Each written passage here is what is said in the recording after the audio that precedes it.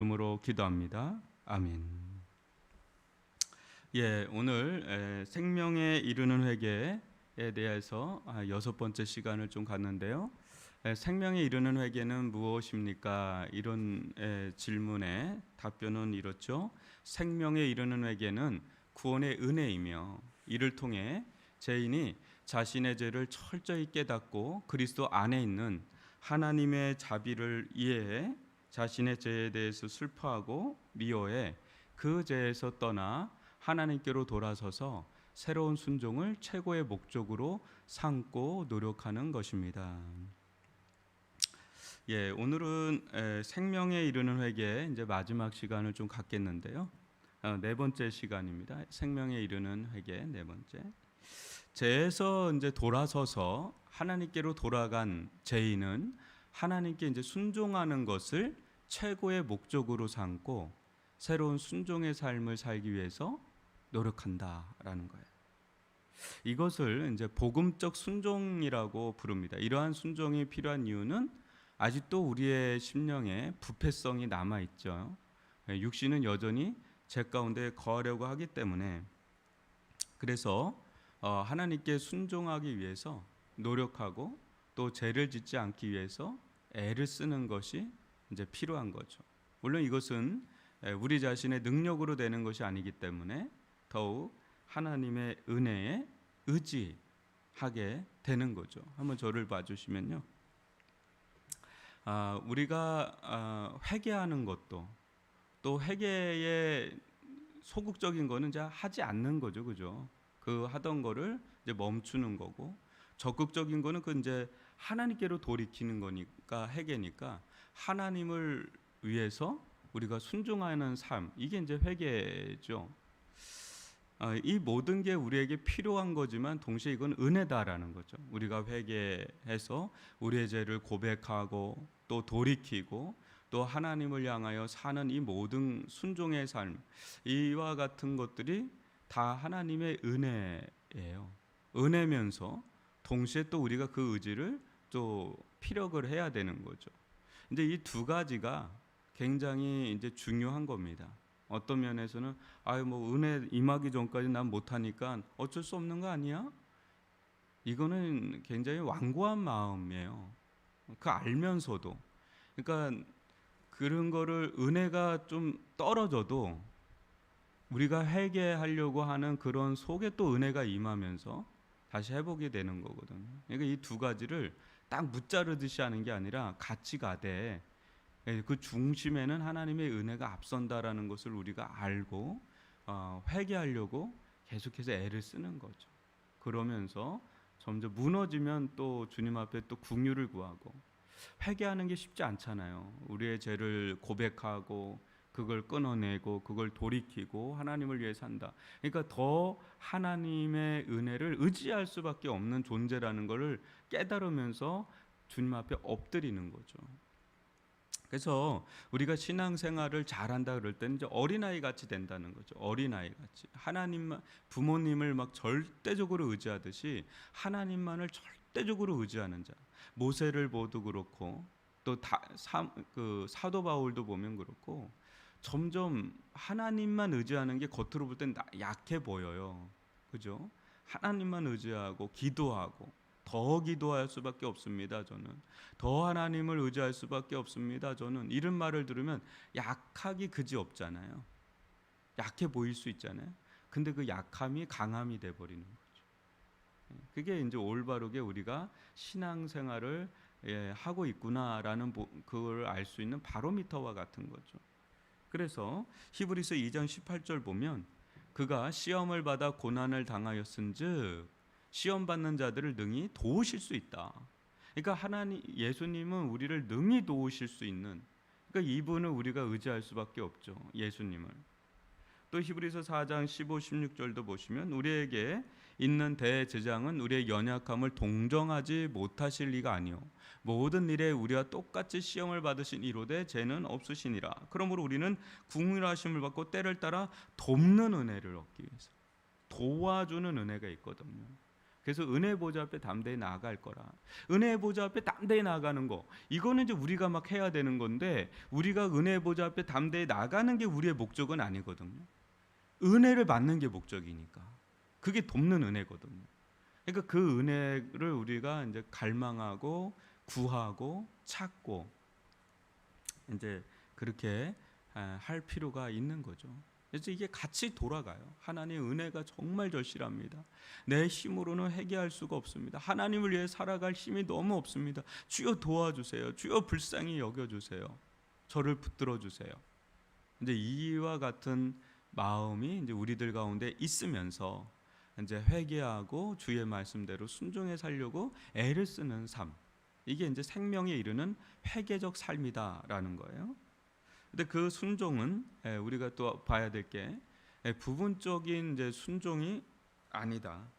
부분적인 순종이 아니라 하나님의 뜻 전체에 순종하는 것. 하나님께 대한 사랑은 나 자신을 위한 것이 아니라, 이 순종은 구원을 위한 순종이 아니라 구원받은 자가 감사로 드리는 순종이다. 한번 저를 봐주시면 몇 가지 중요한 부분이 있어요. 이제 우리의 이제 순종의 삶이라는 게 뭐 부분적인 순종 있잖아요. 이제 교회를 놓고 보면 어떤 교회는 이게 강한 교회가 있고 또 어떤 교회는 이게 강한 교회가 있고 뭐 그럴 수 있잖아요. 뭐 봉사가 강한 교회가 있을 수 있고 선교가 강한 교회가 있을 수 있고 기도가 강한 교회가 있을 수 있고 말씀이 강한 교회가 있을 수 있고 뭐 여러 가지 있을 수 있어요. 근데 교회는 또 신앙도 이제 하나님 말씀의 부분적인 순종이 아니라 전체적인 순종으로 확장해 나가려고 하는 것이 맞죠. 그것을 이제 의미하고, 또 하나님께 대한 사랑은 나 자신을 위한 것이 아니다라는 것은 실은 하나님을 향한 사랑이 곧 나를 향한 사랑으로 이어지거든요. 이제 우선순위의 문제죠. 진짜 하나님을 향한 사랑이 이제 퍼스트를 차지하고, 그러니까 우리가 생명 이루는 회개의 삶이라는 것이 전체적인 순종, 또 하나님의 사랑이 나 자신을 향한 사랑에 더 앞서 있다는 것, 또 하나는 이것이 구원하는 순종은 아니다라는 거죠. 구원에 대한 감사로서의 삶이라는 것. 이게 이제 율법주의는 율법주의는 뭐죠, 여러분? 율법주의는 그 율법을 지킴으로 내가 구원받을 수 있다는 게 율법주의거든요. 그러니까 하나님의 말씀을 지키는 거는 나쁜 게 아니에요, 여러분. 이거 율법적인 거 아니야? 이렇게 얘기하잖아요. 그게 아니고 하나님의 말씀을 순종하는 거는 합당한 거예요. 근데 뭐가 문제가 되는 거냐면 내가 이 말씀을 지킴으로 내가 구원받을 수 있다라는 자기의, 자기 공로, 그것이 이제 문제가 돼서 그걸 율법주의고, 그거를 이제 예수님께서 1세기 유대 교회에 직격탄을 날리는 게 율법주의적 구원관, 그거를 이제는 지적을 한 거예요. 그런데 우리는 구원파는 뭐예요? 이제 구원받았으면 됐다. 하나님은 어떤 죄를 범해도 다 용서를 하고 한 번 구원은 영원한 구원이니 어떻게 살든 상관없다. 이게 구원파의 요지거든요. 근데 진정한 구원은 뭐예요? 진정 구원받은 자는 예수 그리스도를 믿음으로 구원받는 거죠. 근데 구원받은 이후의 삶에 대해서 어떻게 보냐면 하나님 말씀을 순종하는 삶으로 보는 거죠. 물론 완전하진 않죠. 완벽하진 않죠. 넘어지기도 하고 실패하기도 하고 쓰러지기도 하지만 늘 하나님의 말씀을 순종하는, 너무 감사해서 나를 구원하신 하나님의 은혜에 감사해서 또 그렇게 사는 것이 하나님의 백성으로서 합당한, 내가 그렇게 살아서 하나님의 백성이 된 게 아니라 이미 하나님의 백성으로 삼아 주셨으니, 하나님의 자녀로 삼아 주셨으니 하나님의 자녀답게, 하나님의 백성답게 살아가는 삶으로서의 순종, 이게 이제 구원받은 자의 순종의 삶이다라는 거예요. 이것을 우리가 잘 정립할 필요가 있는 겁니다.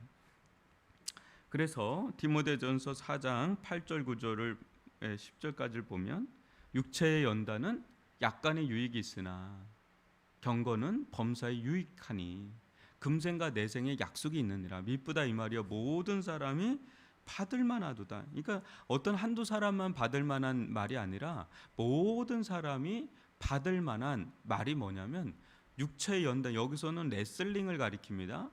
올림픽 용어예요. 스포츠 용어예요. 근데 경건도 그렇게 해야 하는 거예요. 경건의 훈련. 범사에 유익하니까 금생각, 그러니까 이 땅에서에도 약속이 있고요. 하나님 나라에서도 약속이 있으니까 이건 범사에 유익한 거다. 그래서 이를 위하여 우리가 수고하고 힘쓰는 것은 우리 소망을 살아계신 하나님께 두미니 그 모든 사람, 특히 믿는 자들의 구주다. 구주시라. 그래서 여러분, 우리가 생명에 이르는 회개의 최종 목적지는 뭐냐면 죄를 짓는 삶은 이제 중단하고, 이제 그것을 고백하고, 이제 그걸 돌이킨다는 건 분명한 돌이킴의 어떤 목적지가 있어야 되잖아요. 이제 하나님께로 돌이켜서, 하나님께 돌이킨다는 건 뭐냐면 하나님의 뜻에 부합되는 삶으로 나가는 거죠. 근데 그게 이제 순종의 삶이라는 겁니다. 그때 이제 회개의 열매를 맺고, 회개 합당한 열매라고 하는 게 그런 거예요.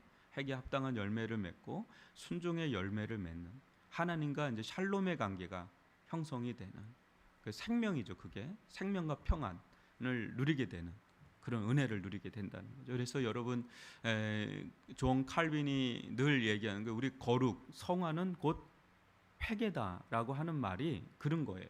성화는 곧 회개하는 삶입니다라고 하는 게 이제 그런 거예요. 이걸 막 정죄감을 느끼고, 날 또 뭐 정죄하는 건가, 판단하는 건가, 이렇게 받아들이는 게 아니라, 우리들 삶에는 물론 은혜로 구원받았지만 우리 가운데 죄성이 많거든요. 육성이 많거든요. 그걸 이제 죄죽임이라고 그러거든요. 그 죄성, 그 육성을 죽이는 삶, 그걸 생명에 이르는 회개의 삶이라고 하고, 그걸 거룩과 성화라고 부르거든요.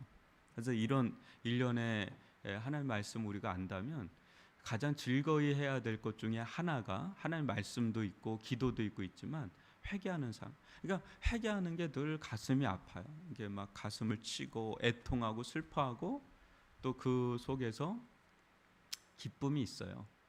우리의 고백을 하고 또 돌이키고 부끄럽기도 하고, 그러지만 그 속에 영적인 회복이 일어나고 생명을 다시금 누리고, 그 속에서 하나님과 교제하는 자유가 오고 기쁨이 오고, 그래서 회개가 아주 일상이 되어 있는 사람, 이게 이제 거룩한 삶의 길을 가는 척경이다라는 걸 본다면, 오늘 오랜 시간 동안 소위의 문답 87번째 시간을 잘게 쪼개서 함께 나누었습니다.